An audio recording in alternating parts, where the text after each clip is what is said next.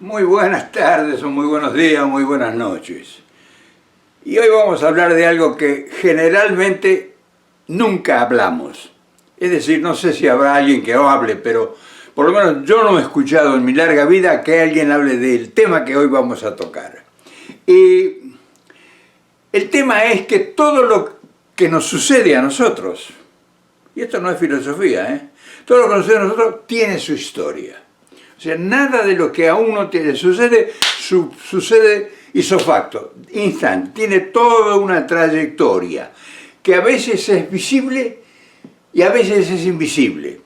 O sea, nos suceden cosas que nosotros a veces ni siquiera las tenemos previstas porque no conocemos o no hemos prestado atención cómo se originaron esas cosas y qué relación tienen con lo que nos afectan diariamente, porque generalmente uno no tiene previsto lo que le sucede.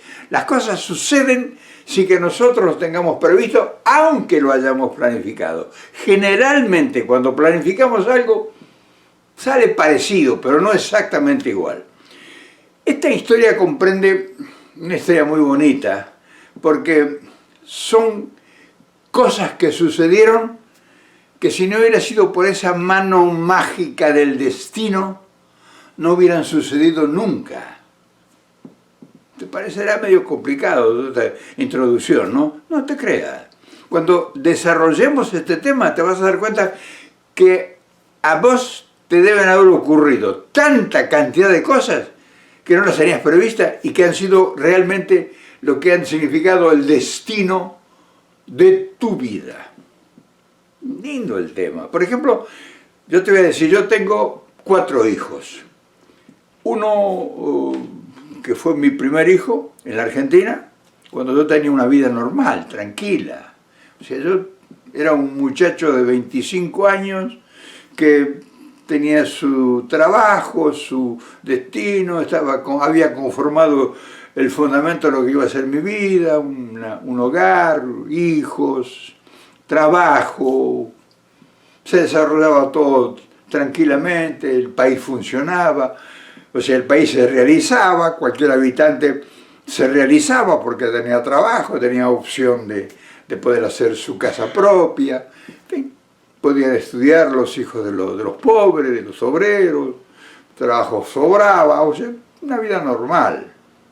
O sea, que nadie tenía previsto nada de que saliera de eso. Yo había visto que había transcurrido la vida de mis padres, de mis todos familiares de mi madre, o sea, normal, todo normal. Y de repente, esas cosas fortuitas que no las tenés previstas, se produce un hecho descomunal que nadie lo tuvo previsto.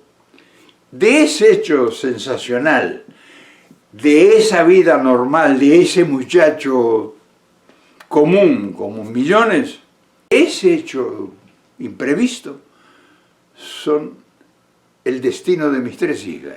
Nacieron, o sea, ellas no saben, ni siquiera ellas saben por qué se produjo el nacimiento, su vida, a qué le deben ellos la vida. Ya no saben, mis hijas, tengo 3 hijas que ya son señoras grandes, todas, y con hijos, yo tengo nietos, y bisnietos incluso. No saben ellas por qué se originó el destino de su vida. Y por eso que es una historia muy bonita, que le debe haber pasado posiblemente a la mayor parte de ustedes. Y estas enseñanzas que a veces nos da la vida, generalmente casi todo el mundo se las lleva a la tumba, ¿no? O sea, en primer lugar porque a veces muchos no las descubrimos, ni sabemos qué nos pasó. Y otros que saben que, que saben que les pasó, pero no le dieron ninguna importancia. Entonces, por ejemplo, si mis hijas supieran que ellas nacieron y que ellas viven, están en la vida por causa de Perón, me diría que estoy loco. Como Perón, que tiene que ver con ellas, que está a 50 años de distancia, 40 años de distancia de su muerte, no lo conocieron nunca, no tuvieron ninguna comunicación con él, no hubo históricamente nada, se relacionó con ella. ¿Qué tiene que ver mis hijas con Perón? Aparentemente nada. Sin embargo, si no hubiese sido por Perón, ellas no existieran. Ellas no hubieran nacido, nunca. ¿Cómo? Es apasionante, ¿no? Es apasionante la historia porque, imagínate, Argentina, 1955, vida normal de toda una población, 30 millones de habitantes, creo que éramos más o menos, 28, 30 millones.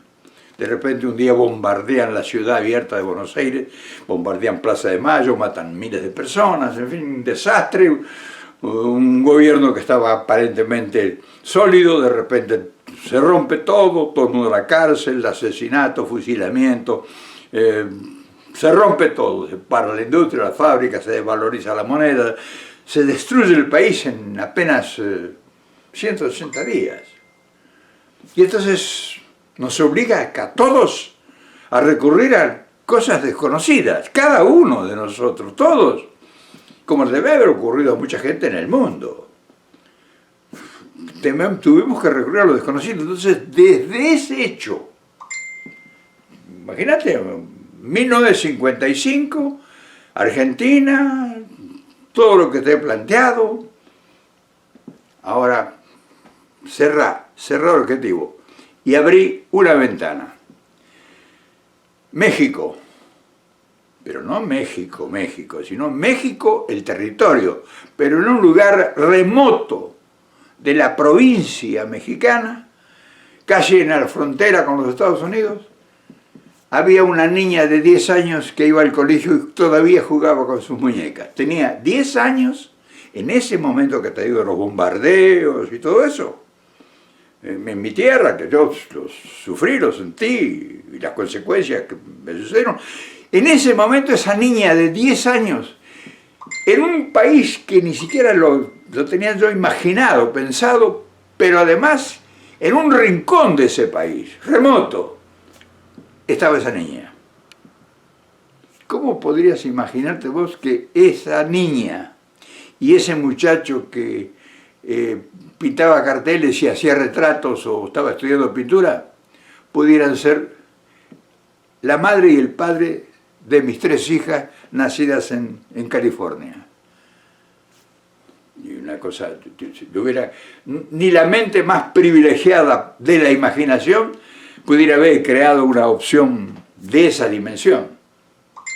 Bueno, esa realidad es la que, de esa realidad, mejor dicho, te voy a contar hoy la historia.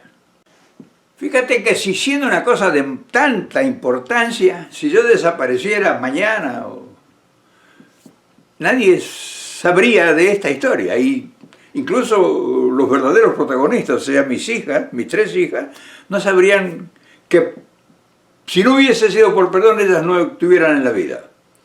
Entonces mira cómo es de misterioso todo lo que uno transita con vivencias.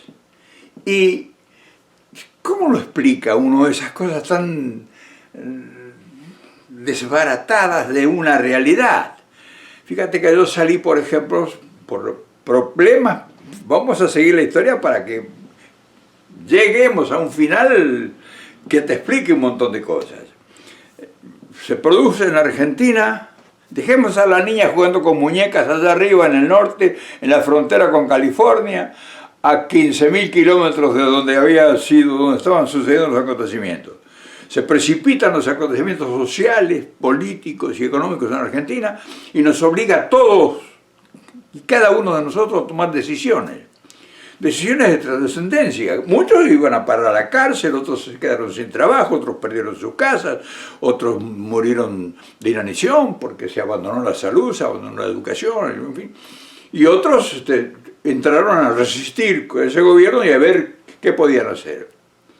Por esas cosas virtuosas de las circunstancias, yo empecé a protagonizar un encuentro con un grupo de gente que realmente estaba interesada en la política. Yo iba de oyente, de oidor, a ese grupo porque se había generado una inquietud en toda la población. O sea, todo el mundo estaba angustiado porque esa dictadura violenta nos había sacado de la realidad de tal forma, en una forma imprevista.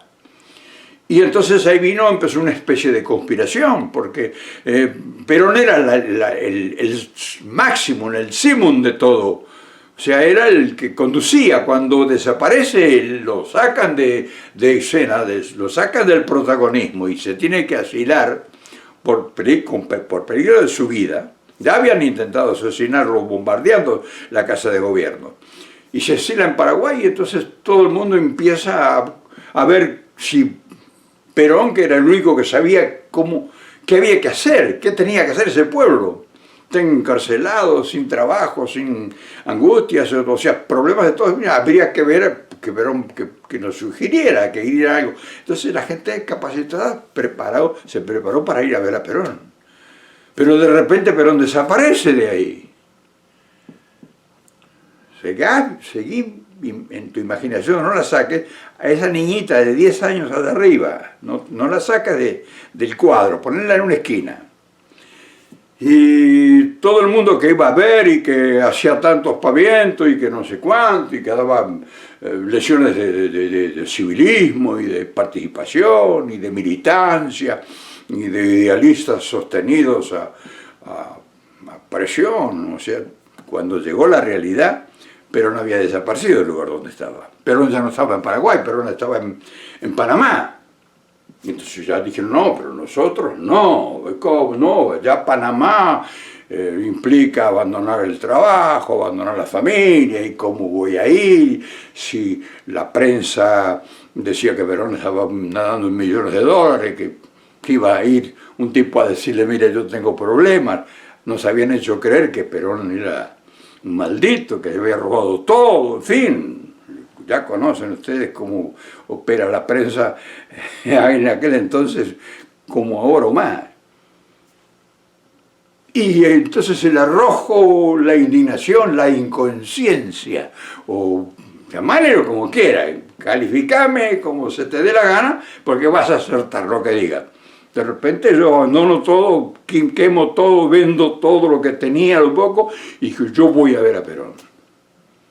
Ya conocés la historia, la he contado de mil formas, pero de esta forma no la he contado nunca, porque involucra lo sentimental, lo intenso de mi propia vida. Y voy a ver a Perón, para que me dé lo que decían todos. Yo ni siquiera estaba preparado para entender el fenómeno que yo representaba con mi voluntad extremada de ir con esa audacia a ver si Perón me recibía. Y me recibe. Y resulta que ahí cambia mi vida. Y en vez de volver a la Argentina, me mandan a Venezuela y empieza la peregrinación del exilio. O sea, cuando vos sos protagonista de algo, sin darte cuenta te sentís involucrado en todo lo que sucede. Ya no eres el dueño de tu destino. El destino maneja tu vida. Y sos un juguete de ese misterioso armado del universo que no sabes, todavía no hemos averiguado dónde culmina, dónde termina. Y fíjate que todo ese movimiento que surgió cambió mi vida y cambió todo, en fin, todo el proceso del exilio de Perón, nosotros al lado luchando, la familia abandonada, los padres, los hijos, el matrimonio destruido, en fin, todo eso, ya eso era un pasado que miraba allá lejos, quedaba una imagen perdida en el recuerdo, era la realidad que te cambiaba, y cambiaba. Volví a la Argentina, el acuerdo que logró Perón para que un político de nuestra oposición llegara al gobierno con tal de que terminar con las dictaduras, se quebró porque efectivamente el peronismo, que era una potencia en todo orden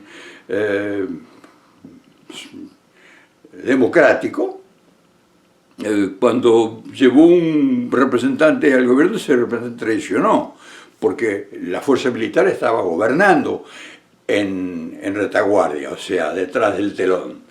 Y se rompió todo, y entonces lo que volvimos ilusionados de que iba a empezar una nueva etapa, volvimos a la patria a los 9 meses, 6 meses, 5 meses, tuvimos que abandonar el país porque íbamos a caer presa de la represión militar, y salimos como sea, a pie, en camiones. Yo me fui en un camión un camión que llevaba tanques de vino, traía tanques de vino, traía vino desde Mendoza a Buenos Aires, los tanques llenos de vino, y esos camiones iban vacíos. Y me llevaron en un camión a la frontera con Argentina, a Chile, y de ahí empecé mi peregrinar 1 año y medio caminando todo el continente, hasta que llegué a México. Y me instalé en México y sobreviví, como te he contado, con el calor de esa tierra, pero pasé por Colombia, por Ecuador, por Perú, por Chile, por Panamá, en fin, por todos lados, hasta que en todo Centroamérica, pueblo por pueblo. Y llegué a México, y México me cubrió, pero yo no era un instrumento como si me llevara el viento, o sea, iba sobreviviendo en la adversidad, manteniendo viva la llama del ideal, pero desconocía mi destino, o sea, no tenía familia, la única familia que tenía era mi padre y un hijo mío en Argentina, nada más. Y de repente me instalo en México y estoy 10 años viviendo en México, luchando, trabajando como sea, manteniendo, aprendiendo, disfrutando de la bonanza y de la calidez de un pueblo extraordinario, y de repente tengo una posibilidad de salir de México para hacer una exposición, una presentación en Estados Unidos, y me voy por carretera. Ya había podido traer a mi padre y a mi madre a México y a mi hijo. Los dejo a los viejos en México. Fíjate qué confianza yo le tendría a ese país, que dejo mis padres solos. Mi padre de 75, 80 años casi. Y mi madre igual. Los dejo en México solos y yo me voy en auto, me voy hasta la frontera. Y paso y visito a un amigo de casualidad en la frontera. Y resulta que cuando salgo a visitar a mi amigo, tomo el auto y ni sabía en qué hotel, en qué hotelucho estaba parando. Y de repente un semáforo y para un auto, un carro al lado mío, y 2 muchachas muy alegres, y le pregunto por la calle y le pregunto por el hotel. Y larga la carcajada. 2 muchachas jovencitas, de 20 años, 22 años. Una de ellas era la niña aquella que jugaba con muñecas cuando yo andaba en el fragor de la batalla. Ya era una mujer, ya era una adulta, una bella mujer, 23 años. Ahí está con la computadora ahora, está hace 50 y tantos años. Esa es la madre de mis 3 hijas. Aquella niña que jugaba con muñecas es la madre de ustedes. Se lo digo a mis 3 hijas, porque este video va a ser una sorpresa para ellos. Ellos no saben que yo estoy haciendo este video. Fíjate la importancia que tiene Perón en la vida de ustedes. Y en la vida mía, por supuesto, y en la vida de todas las cosas que hemos tocado con nuestras manos. Entonces, mirá qué misterio que es la vida. Pero mirá qué hermosura de maravillosa que se tejen con las cosas que uno ni siquiera se puede imaginar que pudieran suceder.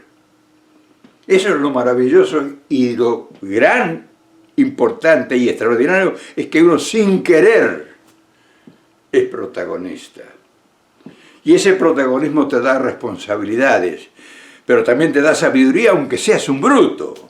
O sea, yo soy un hombre de pueblo, sin cultivarme, sin estudios universitarios, sin siquiera haber hecho una secundaria, y que he andado por la vida a hurtadillas, adquiriendo conocimientos y leyendo libros en momentos que le robaba el tiempo de mi trabajo. Y he aprendido miles de cosas, y he conocido gente importantísima, y los he escuchado y los sigo escuchando. ¿Te das cuenta cómo la vida teje su imaginario con esas cosas misteriosas que uno a veces no las puede explicar? Por eso cuando uno ve que alguien pretende explicar cosas, uno que ha vivido y que tiene estas experiencias, estas andanzas, los escucha porque por respeto uno debe escuchar a todos. Porque siempre hay algo por aprender, no te creas. Pero uno dice, lo da como absoluto lo que está exponiendo. Escuchás a un político en la televisión, escuchás a un economista, a un filósofo, escuchás a un... En fin, te apabullan con las chapas, con los diplomas, y uno que lleva cargando imaginariamente tantos conocimientos por haberlos vivido, por haberlos aprendido en la universidad, a pesar de uno mismo, dice, tiene sobradas responsabilidades y sobrados aprendizajes para evaluar desde un punto de vista muy específico. Por eso cuando a veces uno le da una sugerencia a los amigos, a los compañeros, muchos se molestan, muchos no te entienden, muchos creen que todavía andas persiguiendo lo que ellos te están persiguiendo. Mucha gente reacciona contra alguien porque cree que ese alguien está persiguiendo lo mismo que él está persiguiendo. Él no puede nunca pensar que a lo mejor ese alguien ya pasó por esa instancia primaria que él todavía está moliendo, que está quemando. O sea, su karma. No es que uno ya se crea superado toda la etapa del tránsito que es la vida, sino que estos aprendizajes te enseñan que está todo provisorio. Por eso cuando recorres toda tu vida, tenés tiempo para pensarlo, te vas a encontrar rodeado de un montón de gente que lógicamente nunca la imaginaste tener a tu lado, que ellos llegaron por esas arquitecturas inconcebibles del misterio, que son tu familia, que es tu mujer, tus hijos, tus nietos. Sí, pudiste haber imaginado, pero mira, te cuento una, yo creo que la tuya debe ser no parecida, pero ahora que estamos conversando sobre estos temas, te vas a dar cuenta de un montón de cosas, pero mira, claro, yo tampoco me imaginé lo que tengo a mi alrededor. Entonces por eso hay que ser muy respetuoso de todos los demás, de todo, porque todo el mundo está hilando su destino. Y fíjate que como llegan a tu vida gente que nunca imaginaste que iba a llegar, por ejemplo, para mí, mis hijas llegaron en un momento. Yo cada vez que hablo con ellas, estoy hablando con la enunciación, estoy hablando con algo sublime que me lo mandó la providencia, porque yo no me las imaginé.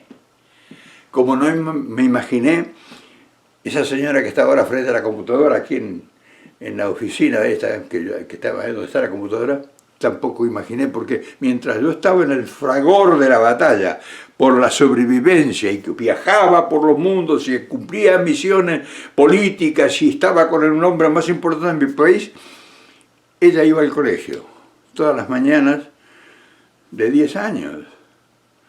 Y cuando volvía estoy seguro que jugaba con sus muñecas y con sus sueños. Y hoy es la madre de mis 3 hijas, la dueña de un destino que ha sido el puntal fundamental de mi existencia, porque, como dice el reposo del guerrero, el guerrero nunca reposa, el guerrero solamente descansa, pero el guerrero nunca reposa, porque el verdadero guerrero siempre tiene cargada su mochila al hombro, donde están todos sus arneses y sus armas. O sea, el guerrero no descansa hasta que el día que muere, que posiblemente continúe su tránsito en otra dimensión, pero no va a dejar de ser guerrero. Por eso, cuando la vida te gratifica con regalos extraordinarios que son tus hijos, tus seres queridos, tus amigos, tu país que yo ni imaginé, ni soñé en mi vida bajo ningún punto de vista hasta mis 25 años que algún día yo iba a conocer México, iba a ir a México. Y que México iba a ser el fundamento de mi destino. Y que ese destino estaba ligado directamente con el hombre que yo más admiraba y por el cual yo arriesgué todo lo que tuve para ir a verlo.